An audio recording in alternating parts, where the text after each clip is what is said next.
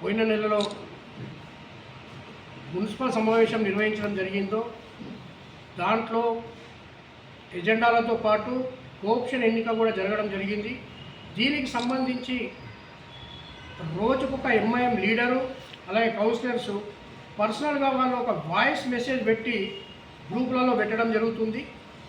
మరి నేను ఎంఐఎం పట్టణ అధ్యక్షుడు అలాగే మున్సిపల్ వైస్ చైర్మన్ అయినటువంటి ఇలియాస్ గారిని ఒకటే అడుగుతున్నాను, అది మీ పార్టీ స్టాండా లేకుంటే వాళ్ళ వ్యక్తిగతమా? రెండు, వాళ్ళు ఎంతసేపటికి బీఆర్ఎస్ పార్టీ బోధన్ నియోజకవర్గంలో బోధన్ పట్టణంలో ఏం చేయాలి ఏం చేయొద్దు అనేది ఎంఐఎంకు సంబంధించిన కౌన్సిలర్లు లీడర్లు మాకు చెప్తా ఉన్నారు. ఇది చాలా సిగ్గుచేటైన విషయం. ఎందుకంటే ఎంఐఎం స్టాండ్ ఎంఐఎంకు ఉంటుంది, బీఆర్ఎస్ పార్టీ యొక్క స్టాండ్ బీఆర్ఎస్ పార్టీకి ఉంటుంది. అలాగే బీఆర్ఎస్ పార్టీ బోధన్ నియోజకవర్గ ఇన్ఛార్జ్ స్థానిక మాజీ ఎమ్మెల్యే షకీల్ అమీర్ గారి గురించి అలాగే వాళ్ళ కొడుకు గురించి కూడా వీళ్ళు తప్పుడు ప్రచారం చేస్తూ ఉన్నారు. ఇది కరెక్ట్ పద్ధతి కాదు. మీరు మా లీడర్ అయినటువంటి షకీల్ అమీర్ గారి వ్యక్తిగత విషయాలు అలాగే కుటుంబం జోలికి మీరు కూడా వస్తే మాకు కూడా మాట్లాడడానికి చాలా విషయాలు ఉంటాయి. మీకు కూడా ఎమ్మెల్యేలు ఉన్నారు, ఎంపీలు ఉన్నారు. ఇక ముందు జాగ్రత్త.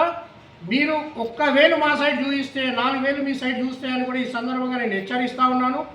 అలాగే మొన్న జరిగినటువంటి మున్సిపల్ సమావేశంలో మా బీఆర్ఎస్ పార్టీ 5 కౌన్సిలర్లు కూడా సమావేశానికి హాజరు కావడం జరిగింది. అలాగే కోఆప్షన్ ఎన్నికలో ఎవ్వరికి కూడా ఓటేయకుండా సైలెంట్ కూర్చోవడం జరిగింది. దాని తర్వాత ఆ సమావేశానికి వచ్చినటువంటి మన బోధన స్థానిక ఎమ్మెల్యే ప్రభుత్వ సలహాదారుడు సుదర్శన్ రెడ్డి గారికి మా బీఆర్ఎస్ పార్టీ కౌన్సిలర్ యొక్క వార్డు సమస్యలు, రోడ్లు, డ్రైన్లు, వాటికి సంబంధించిన సమస్యలు వారికి చెప్పి దానికి వెంటనే నిధులు ఇవ్వాలని కూడా వారిని కోరడం జరిగింది. దీనికి సంబంధించి ఎంఐఎం కౌన్సిలర్స్ బయట పెద్ద రాద్ధాంతం చేస్తున్నారు. మేము బైకాట్ చేసినాం కాబట్టి మీరు కూడా బైకాట్ చేయాలని. వాళ్ళు 3 నెలల నుంచి ఏదైతే సమావేశం నిర్వహించట్లేదు మున్సిపల్ సమావేశం అని వీరు ఒక నిరసన కార్యక్రమాన్ని బయట చేయడం జరిగింది. దాని తర్వాత ఇలా కౌన్సిల్ సమావేశం అయితే కౌన్సిల్ సమావేశంలోకి వచ్చి వాళ్ళ వార్డులలో వాళ్ళని గెలిపించిన ప్రజల యొక్క సమస్యలు చెప్పాల్సింది పోయి వాళ్ళ వ్యక్తిగతంగా జరిగినటువంటి ఇబ్బందులని దృష్టిలో పెట్టుకొని వాళ్ళు సమావేశాన్ని బైకాట్ చేయడమే కాకుండా వారు మమ్మల్ని క్వశ్చన్ చేస్తూ ఉన్నారు. మీరు కనుక మీ సమావేశానికి పోకుంటే కోఆప్షన్ ఎన్నికనే జరిగేది కాదని.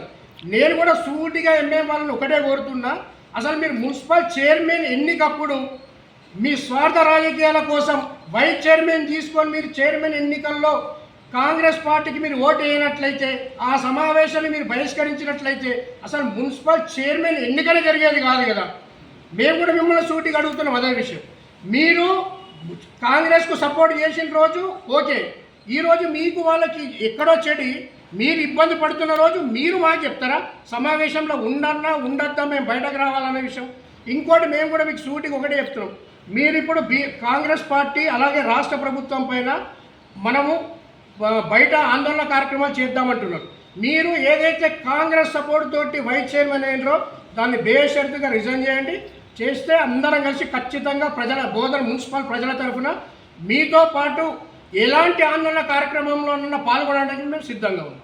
కాబట్టి ఇక ముందు ఇలాంటి చిల్లర చేస్తానని బంద్ చేయాలి. అలాగే నేను వాళ్ళ పట్టణ అధ్యక్షుడు వైస్ చైర్మన్ గారిని ఒకటే కోరుతున్నాను, మీ పార్టీ స్టాండ్ కరెక్ట్ చెప్పండి. అనవసరంగా మా పార్టీ మీద పడడం కాదు.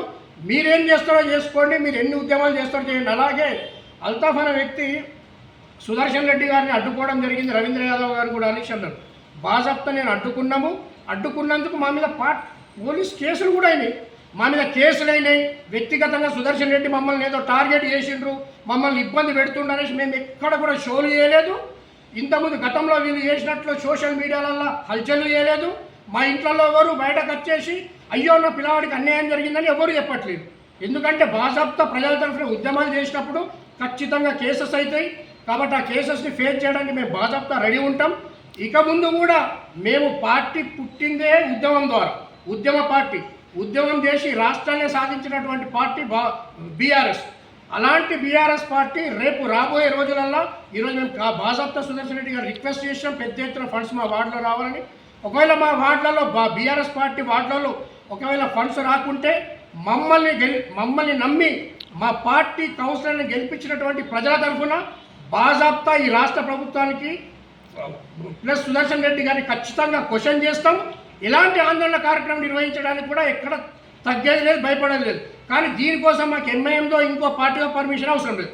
కాబట్టి ఇక ముందైనా మనం బాజాబ్తా అందరం కూడా ప్రజల తరఫున కొట్లాడాలని ఇట్లా వ్యక్తిగతంగా వీడియోస్ పెట్టుకుంటా అనవసరంగా బోధన యొక్క సిస్టమ్ని చెడగొట్టద్దని మరొక్కసారి వాళ్ళకి ఈ సందర్భంగా హెచ్చరిస్తూ జై తెలంగాణ. జై.